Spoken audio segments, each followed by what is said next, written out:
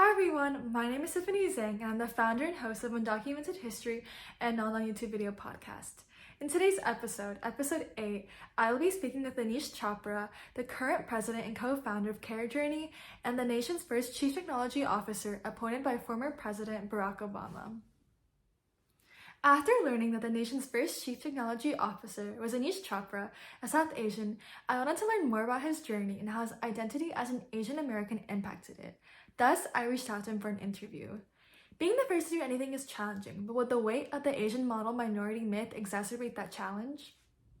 In this interview, I will be discussing with Aneesh Chopra about his role as the nation's first CTO, the intersection of AI and healthcare, and the dream of healthcare equity. Here is my conversation with him.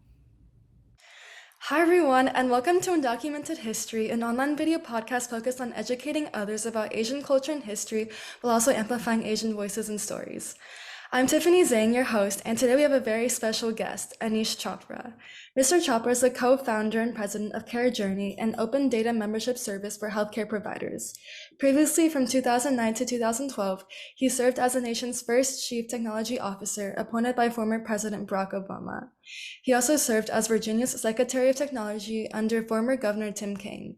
Mr. Chopra, thank you so much for being here today and taking the time to join me. Before we start, is there anything else that you want to add regarding to what you do and who you are? I'm honored to be here, but thank you for asking me. Okay, great. So I'm just going to ask a few questions and then we'll kind of see how it goes from there. So my first question is, can you talk a little bit about your upbringing and experiences growing up and how those experiences shaped your future career and the path you take? Yes. So, like many in the Asian American community, my parents arrived in the 1960s. My father came as a graduate student in engineering. He went home and married my mom, who came back, and I was born amongst that first batch of individuals who were allowed into this country on behalf of the 1965 Immigration Act, which did open up more slots for Asian Americans, among others, to come to this country. And what a blessing, to be frank. That allowed me to kind of keep a foot in two cultures. I was raised and born in the United States, but I always was immersed in the culture of my Asian heritage. And to give you a little bit of context, when my father was in college, a colleague of his or a classmate of his had been more prominent in that he was able to come to the US a few years earlier, was an entrepreneur, and was successful in building a telecommunications business. But at the height of his success, after selling his business, he went back to India and took effectively a penny a year salary for purposes of helping the country bring telecommunications to every village in the entire country. And so I was raised inspired by his story of service and inspired by his technical approach to problem solving, which was that an engineer's mind could work on a better path when the existing paths may be fraught with political contention because it costs too much and has too little impact. And by engineering a better way that's cheaper and more effective, we could get both political parties to agree that we move forward on a more innovative path to solve what most would agree is a common problem, but maybe disagree as to how to solve it. Yeah, definitely. And so down your journey, this would eventually lead you to your role as the nation's first chief technology officer under former President Obama. So I feel like that was historic on so many levels. Is there something that you can share with us in terms of how you landed that role and then in your role, your challenges and your memorable moments? Well, if I go back a few years, I was Virginia's Secretary of Technology, and I was the first Asian American appointed to that role. And we were inheriting the administration from a fellow Democratic governor, Governor Mark Warner. And so when we came in, a lot of my team was going to come along, and I didn't have that many slots to hire anyone, but I did have one. And I asked the governor, I said, I've looked around and there's another Asian American who has a great technical skill and is passionate about public service, and that I would like to bring him into the government with me. And I, in many ways, felt that we should open up to all Americans who may not otherwise have a shot. But I asked him with some anxiety, would you, how would you feel about me inviting another Asian American in to kind of help you? And he laughed and he said, Aneesh, you're opening up a new pool of talent of people that may not have otherwise thought they could even be in these roles. So for sure, let the best and most talented people come in. We'd love to make sure they're welcomed. And so that fast forward led to a deputy of mine by the name of Vivek Kundra, who joined me as the nation's first CIO when I became US CTO. And so I have a view that in our society, pies grow. We can all come together. We can all serve. And while I may have been the first, there's certainly no reason why I would be the last, and that we could open up opportunities for many more participants. But the specific way I made my way into the White House was that the president got to know my governor, Tim Kaine, was considering him to be vice president. And when he was a candidate, he had already stated he wanted to have a new role in government called a U.S. Chief Technology Officer, so we could harness the power and potential of technology, data, and innovation in solving problems. And he wanted that individual to report to him in the White House. So as they were writing the job description, they did acknowledge that Virginia had this role, and I happened to fill in it, so that I was on the transition team in part to help write the job description. So I was lucky. I had no idea that I would be in this role. In fact, I kind of expected that I would be nowhere near in this role. But they were very kind enough to say that is, they may have cast a wider net and they may have settled on me. I don't know. But the answer is by virtue of my role in the governor's office and that relationship, I was able to extend my service. Yeah, I feel like sometimes best things come to those who least expect it. So while you were chief tech, I think you mentioned something about being like the first Asian American in Virginia's Yes. secondary technology. Did you feel any, I guess, like sort of burden to uphold the higher expectations that people might have placed on you because you were Asian, or was that not something in your like mind? I was well aware of my role. I spent a lot of time with the Asian American community. There was a lot of celebration and a desire to learn my story, to help maybe even encourage others to come into government. And so it was almost like a recruitment function. Did I feel obligated to do well in my job? I would say 80-20 rule. I felt that pressure internally. I think the desire to do well when you roll take on a public service role is inherent. But I did acknowledge that there were, if I messed up, I hope I didn't cause any trouble for anyone behind me. No, I'm just kidding. I did not think much about that fear. I just with great humility appreciated that there was a desire to hear my story and to maybe encourage others to follow suit. Yeah, that was just a question I was kind of interested in because I know a lot of Asian Americans sometimes they feel I get like the pressure to uphold the model minority myth or something of that sort.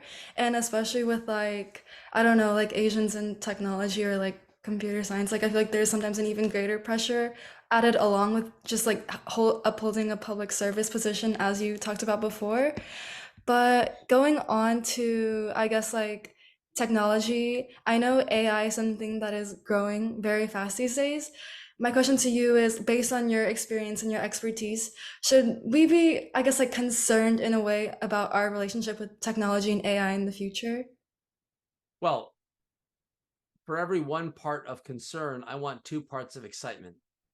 So to some degree, the analogy would be opening up while locking down. We want to encourage entrepreneurs and innovators to take advantage of these new technologies to help our personal lives feel more fulfilled, and our professional lives to help us be more productive, and for society's sake, to help us basically solve problems. If we make mistakes in our society, we forget to do certain things that we should. We're, for youngsters who are applying to college, maybe to help them, almost like a digital tutor to guide them as to where they should apply to give them the highest probability of lifetime success. We want the positives, but I think we've learned our lesson in social media. Sometimes we can't have nice things. So we certainly want to have an encouragement of these new tools, and we want them to be deployed to give us, some of this the joy that may come from it. But when Congress regulated or passed legislation on the social media revolution, they kind of invited the industry to work together to solve the harms while offering protection or a liability shield to give them some incentive to perform their services without a lot of risk. I think the feedback loop is the entrepreneurs and innovators did a lot of the shield. They got a lot of the liability protection, but they didn't do much on the sword, which is the work to actually get more protections going. I'm hopeful in this chapter with AI, we're going to be more balanced, and that we're going to have more responsibility on the part of the model developers to understand that these tools may go down a dark road, and we have harms to individuals if they can manipulate us. If these tools are in the hand of cyber criminals, they may be incredibly powerful to convince us to give up our bank account credentials and other things that we inadvertently don't know might result in real world harm for a digital being digitally compromised. So I hope we can be more balanced, and I'm working on that right now in a volunteer capacity to strengthen our capacity for industry self-regulation. Yeah, I know some people are kind of concerned about our relationship with AI and technology, especially with like, I guess like the rise of deepfakes and like other sorts of things like that. But I think it was in October, the White House passed I think it was AI Bill of Rights. So I guess like, what are your kind of thoughts on that? Well, I of course I'm very supportive of the idea of an AI Bill of Rights. I think the challenge is that you need to be Goldilocks, not too hot, not too cold. So we want to have broad principles, but they may be so broad that bad behavior can find their way through. We can be so prescriptive as to kind of make it so burdensome that it's just not it's not realistic for an organization to go through that many hoops to take advantage of this.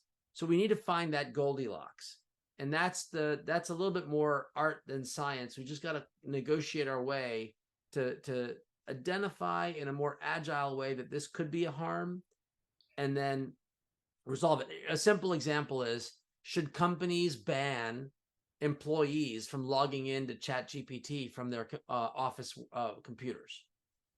If so, why? If not, what can be done to mitigate the risks that they may inadvertently upload sensitive corporate documents or personally identifiable information? Yeah. Finding that Goldilocks path is where I'd like to land. Yeah, if I'm not mistaken, the AI Bill of Rights is it's more of like a guidance. It's not necessarily set or like established in the law. And It's in that category of not too hot, not too cold. It's like a framework. It's a mhm, very smart set of principles that you want to marry up to an internal set of policies that realize the vision in the Bill of Rights. And, mhm, to give you an example, in the AI Bill of Rights, the government has said we should really be proactive in measuring the models we run for their impacts on equity.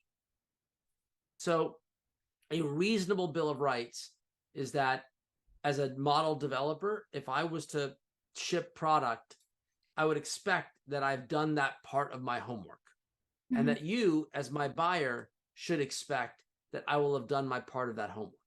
mhm. That is the line between an agreement in principle and then you want a more detailed guidance document for practice. Yeah, definitely. I definitely think the AI Bill of Rights is a good step in the direction that we want to go to. And I don't know, something that you mentioned I hadn't previously thought of before because you were talking about how like not too hot, not too cold. But I knew that like with the AI Bill of Rights, a lot of people were critiquing it, they were saying it should be set in law, but I kind of liked how you said that it shouldn't be like super prescriptive. I think the reason I believe in industry codes of conduct is what's set in law can be like a process to get whatever the commitments are by the industry adopted, and that there's like a process to ensure if you committed to these principles and you didn't really do them, you lied, and we already have laws on the books to stop you from lying.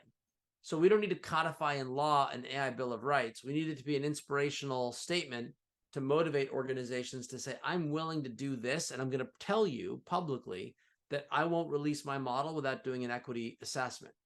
Well, if I say that, and then you come back around and you ask me, can I see a copy of proof that you've done this? And you can't, no good mojo.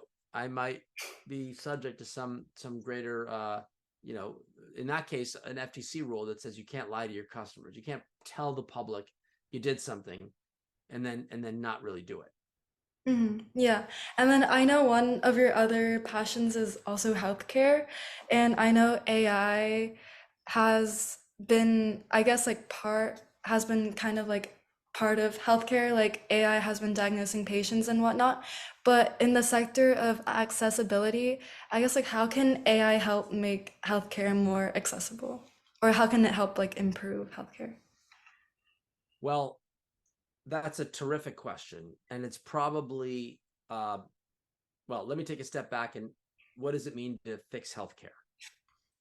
We have a wonderful healthcare system in the sense that for those that have access to insurance and can afford it, we have the very best healthcare institutions in the world. Our challenge is that it's often unaffordable and therefore inequitable in how it's available to the American people. So we want to have the same high quality healthcare, but we want it to be available in some high quality manner everywhere. So we have an accessibility and an affordability problem. If we look at both of those things, the president's made meaningful progress on affordability in the sense that, and accessibility, both, in that we have a law, the Affordable Care Act, subsidized insurance, and those systems are working, and AI can make the administrative processes of those systems work incrementally better. So we could imagine less friction. When we visit a doctor, we have to re-enter all of our information. They could actually do a better job of understanding what our concerns are before we walked in the door, so they can get right to the heart of the issue. We can avoid the unnecessary redundancy in testing and so forth. So there's a lot that can be done to make the existing accessibility and affordability provisions work a little bit better. We'll call that a productivity agenda. And I think AI is going to be more productive than other software that's been introduced in healthcare. So this is about efficiency and effectiveness. But then there's the bigger question of what does it mean to do healthcare? And I believe there really isn't anyone who's offering me advice for every single step of my journey. Do I buy insurance or not? If so, which insurance? And in what format? If I pick a doctor, who do I pick? How often do I switch? What are my options? These issues are today not well addressed. So I believe AI, in many ways, will be the supercomputer in our pocket that will help us better navigate the system if we authorize our individual AI with the access to all of our data streams that were about us in the healthcare system. So that is an area that I refer to as the a health information fiduciary, an entity that is authorized to get access to my data, runs it through a series of AI models, and reports back recommendations on what I should do next to keep my family and my own healthcare in check. And I know you said something about inputting if I heard you correctly, inputting your own data to help your family. Yes. Okay, So I know that, sorry, I'm like not attacking you. This is just like something I thought of. Yeah. I know that healthcare data and privacy is something that like we as a country are slowly understanding. More generally, like, do you feel that as Americans, we have given a lot of our personal data to corporations whose like motives may not be like altruistic? So this is the social media comment I made earlier, which is we today have a free digital economy, by and large, free, where the services are not, we don't, are, we're not paying higher prices for services that are often free. The problem we have is that we don't know how to manage our data as the price we pay to use the services. So there may be a trade you're willing to make if that was the offer. Give me permission to sell personalized ads to you and I'll give you this service for free. Or opt out and you can pay X dollars a month for the use of my service directly. That is not currently the way the market operates. Healthcare is unique in that we already have a baseline privacy law, HIPAA. In the regular internet economy like social media, no privacy law. So I worked on a privacy law for the digital era, and that, in theory, would have been like a baseline principle where I could be informed and then I can opt in and out. I have more agency in my health data, in my internet economy data. We never made that bill never made it out of committee. Like we did, that's not a bill. It was an idea the president put forward, but we didn't get anywhere with it. Healthcare has a baseline privacy bill. So in our case, the issue is less about people are using my data inappropriately, because that we've got pretty good recourse against that happening in healthcare, because it's like the doctor using my data and I'm authorizing my doctor to use my data to help me get better care. There's been very few accusations of doctors misusing my data to kind of sell ads. That's not even a thing. It's illegal. So the key question is, in HIPAA, the most powerful provision is, in addition to the baseline privacy, is that I have the right to pull my data out of your system, Schmeichbook, and I can put it in to a system I trust. And so that agency to kind of portability of my data, that's definitely an important part of this healthcare story. And it's now the regulated law of the land. Yeah, that's definitely something I agree with. And going back to, I guess, like healthcare again, I know you are the president and co-founder of CareJourney. Yep. Can you talk to us a little bit about like, I guess like why you founded it, or like your, I guess like day-to-day role as the president? Well, I wanted to fulfill the vision of the Affordable Care Act in my role in the private sector. And the aspect of the Affordable Care Act I was motivated to fill was in my wheelhouse of data. Congress asked the administration to release data, healthcare data, for the purposes of provider performance measurement. So if you wanted to look up the best doctor for you, you might search on Yelp and figure out, some feedback that this person was friendly or nice and the office was clean or dirty, but you wouldn't have a lot of data on the quality and outcomes of that doctor's performance because that's not public. So Congress granted the executive branch permission to release, in this case, Medicare data and Medicaid data and Medicare Advantage data into a public domain for the purposes of helping us understand what high quality care looks like and being able to grade doctors, hospitals, groups on a bunch of these measures. And so CareJourney is a private company, the company I run, and we mine the publicly available data to figure out who are the best gastroenterologists or urologists, etc. Given my circumstances, the condition I have, the services I need to treat, this gives you a window as to who to go at, who to support. So CareJourney is about building those profiles. And we have a membership model, kind of like a Bloomberg data terminal, where organizations license our information and they can use it. US News or World Report. If you go to a physician's webpage, for about 100,000 doctors, they've said, hey, this person is more experienced than their fellow doctors in this state on colonoscopies or hip replacements and knee surgeries. And so we kind of go and share that level of detail. Hmm. Yeah, I think services like those are especially important because it's not just like Yelp where you can search up like a restaurant. Like having the correct doctor and having like a doctor that you can trust and like who is experienced is much more important than just like, as I said before, like randomly searching up like, oh, like where should I go for lunch today? So I think that that is definitely really important, and I'm glad that you decided to take initiative and establish something like CareJourney. Thank you.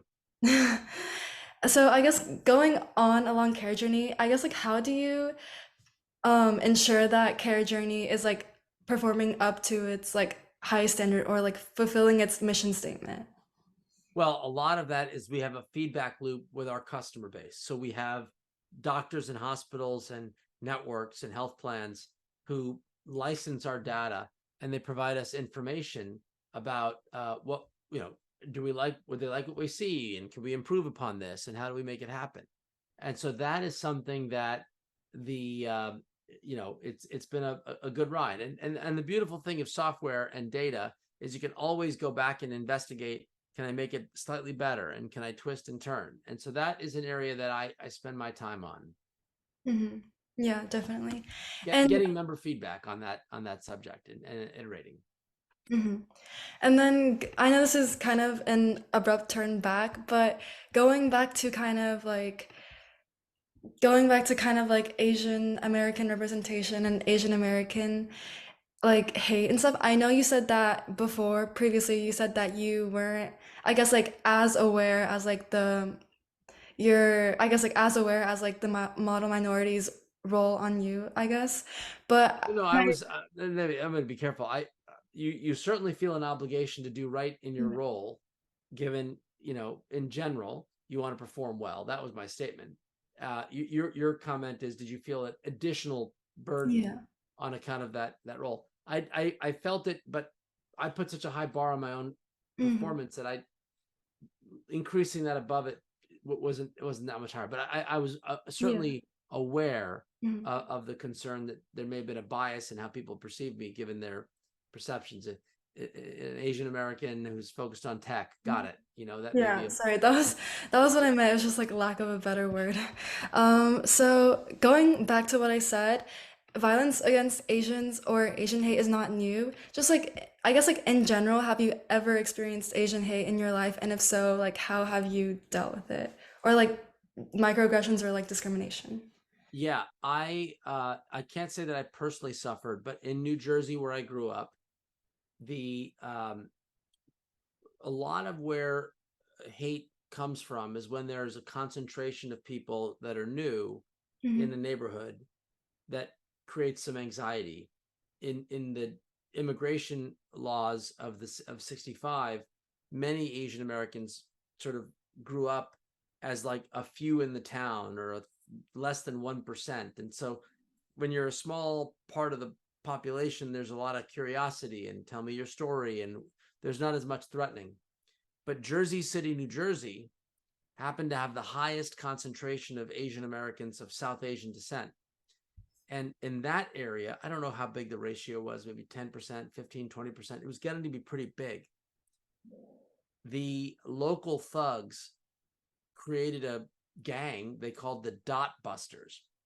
Asian Americans of South Asian descent often wear a tikka, which is a bit of a religious kind of acknowledgement. And so the Dot Busters were violent, and they would run into any random Asian American of South Asian descent and punch or hit, and in some cases, kill. And so I remember vividly the frustration in the community at the lack of police response to these attacks. And what made it even worse, if I recall my history, one of the gang members was the son of a police officer. So there was certainly a direct awareness throughout my early childhood that there is Asian hate and that we've got to find ways to shine light. And so many of my friends to this day were active organizers in petitioning the government to root out, call out, and then root out this this sort of very violent crime. Sometimes, yeah, sometimes I think there's a notion that I guess like Asian Americans don't face hate because they're s- perceived as like, I don't know, like this like there's a notion that the stereotypes around them, like such as the model minority myth, are like kind of like make them look better, I guess, like if that makes sense. I don't know. So I feel like there's sometimes a notion that the Yeah, but we've certainly seen a spike in Asian hate, certainly through the pandemic, and so that that idea of the model minority did not necessarily hold in the way we would think over the last several years. Mhm. And yeah, definitely. I think with the pandemic, there was a spike in Asian hate. And also, I think the pandemic also brought more attention to Asian hate in general. And Chen, I guess like my next question would be, I feel like Asian Americans are kind of underrepresented in political office. I guess why do you think that's the reason?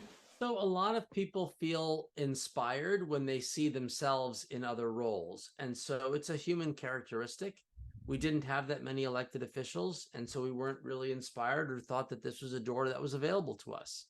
And so I'm grateful that a lot more have come into this public life, and they've done well in their roles. And so it's an area where I'm more confident today that more will become public servants on the heels of both political appointees and elected officials who've demonstrated we can give back to our society.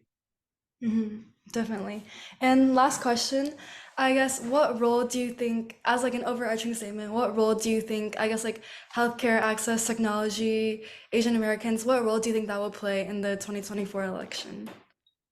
Well, that's a much more complicated question. I think the 2024 election is going to really hinge on more societal issues. Do we want to engage in the world or contract? Do we want to be socially divisive or do we want to come together? Do we want to have a reaffirmation of democracy and basic rights, or do we want to have a bit more tolerance, perhaps, for differences to play out in ways we hadn't expected in the past, in the form of January 6th and protests and other sites. My personal view is the election is going to hinge in large part on how our communities in the Asian American community participate. We were very active in the last several elections, and you can see there's beginning to be a bit of a swing vote amongst the Asian American population. So there's a lot of opportunity for us to be a direct participant in interacting with candidates and to hopefully have our voices heard. Definitely. I feel like there is something that someone said like before in one of my previous interviews. It's like Asian, like people must hear like Asian voices because they're like we do make up like 6% of the population, which is a lot, and so it's definitely necessary not to leave behind any voices. Well, thank you for having me this afternoon, and I'm grateful for your podcast. I hope you well. Wish you well. Thank you so much. Bye, everyone.